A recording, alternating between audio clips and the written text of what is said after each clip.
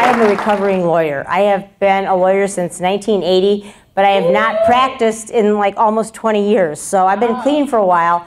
But no, there are certain things that really irritate me, and I think you'll probably find that they irritate you too. But perhaps the dumbest thing in the world. I wanted to spring that on you. Yes, indeed. I did too. I wanted to spring that on you. Oh, come on. That's one of the reasons I quit practicing law. In all honesty, that is one of the reasons that I stopped practicing law, was people like the Bernsteins, the personal injury lawyers, the ambulance chasers, the people who live off the misery of others. I wanted to be Atticus Finch. I didn't want to be chasing some ambulance. But this picture is really telling to me, okay? This is their family photo that they use on their website. And here you've got, the tall guy, that's Mark, he's the oldest, he's kind of normal looking. You got Sam, the old guy, he's been around, like older than Jesus even. You've got Beth over there. She's probably the best lawyer of the whole bunch, because she's got that one weird eye that doesn't really track the same direction as the other. And it doesn't really show in that picture, but I bet she's the best lawyer because, okay, let's say, ma'am, I'm Beth Bernstein and you're the witness on the stand and I'm cross-examining you and you're lying. I know you're lying. You're sticking to your lie though, because you're good. And all of a sudden, I'm just grilling you, and all of a sudden my eye goes to the back of the room. You're thinking, oh, surprise witness. And you screw up your answers and I win the case. So, but this is the unfortunate one, Richard. Richard, as we all know, is the blind guy, and you will notice that while everybody else is looking forward, Richard is doing one of these. Richard's family hates his guts. I've decided that. Because somebody, I mean, Beth could have goosed him or said, hey, Richard, look this way. Somebody could have like run a sausage under his nose, anything, but no, they just let him look that way, knowing that they were going to put it up on the website and he was going to look stupid. Now, most of you have probably heard that Richard claims that he runs marathon. I don't really think he runs marathons. I think they put him on a treadmill and throw pebbles at his feet and hit him in the face with a bush every now and then. And then they say, you won, Richard, yay, here's your medal. About in, I think it was the late 70s, the Supreme Court said lawyers could advertise on TV, and unfortunately Sam was one of the first ones to jump on the old bandwagon and grab that 1-800-CALL-SAM moniker that we all remember. Now, Sam made being basically an ambulance chaser very, very popular. And look at this shot. This is, you know, a bad car accident here. And you've got some first responders there trying to get the poor dude out of the car. See this guy here with the plainclothes? That's a lawyer trying to whip his business card in there, hoping it sticks to the blood on the front seat. Because lawyers are very unscrupulous.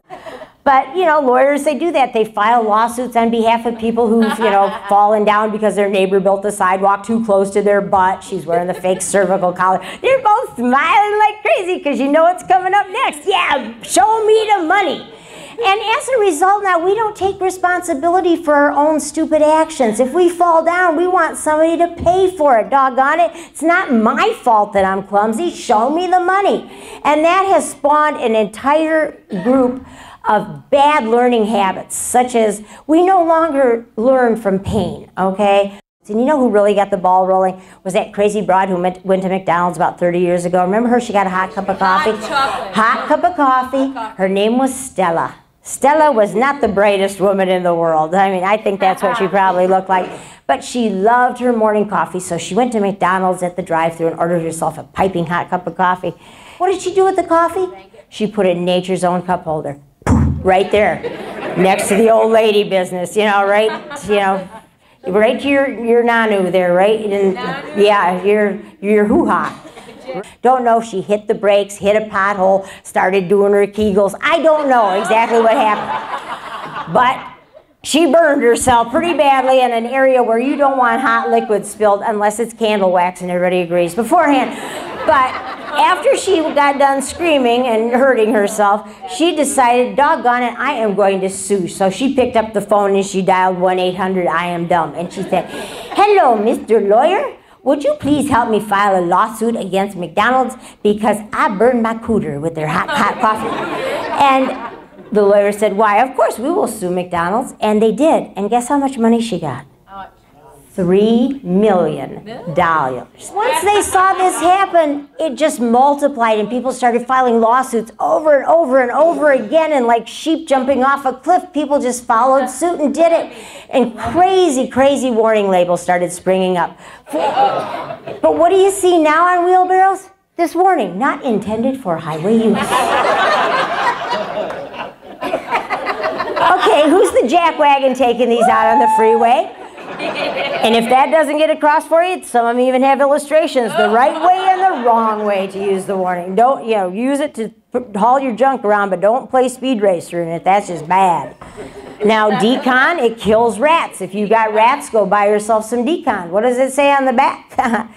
This product has been proven to cause cancer in laboratory rats. That's what we're doing, people. We are messing with Darwin's law. The strong survive, the weak die out. No, we're telling the stupid ones how to live, and they are, and they're reproducing, and they're passing on their stupid genes to future generations. We got to put a stop to it, guys, now. Love this one, Presto. We all know antifreeze is poison, so why tell us don't lick the inside of the cat? Because it's just so tasty. Tastes like good Gatorade. This one, they're really serious. Touching wires causes instant death and a $200 fine. You're going to be dead and owe somebody money. That is just goofy. But no, jarts. Who could forget jarts? Who here still has a pair of contraband jarts? Yeah. Who pulls them out every 4th of July and plays with them because they are now banned in this country? Jarts are banned in this country. Can you believe it? I think it's personally ridiculous. I believe that jarts don't kill people. Stupid people kill people with jarts. This perhaps is the most telling warning label of all. A sign that we as a society have just gone too far in becoming stupid. Remove occupant from stroller before folding it. If that's not clear enough, we'll give you a better sign. Unconscious or crying child may be a sign that you're doing something wrong. So thank you so much. Have a wonderful evening. Thank you for coming out. Good night.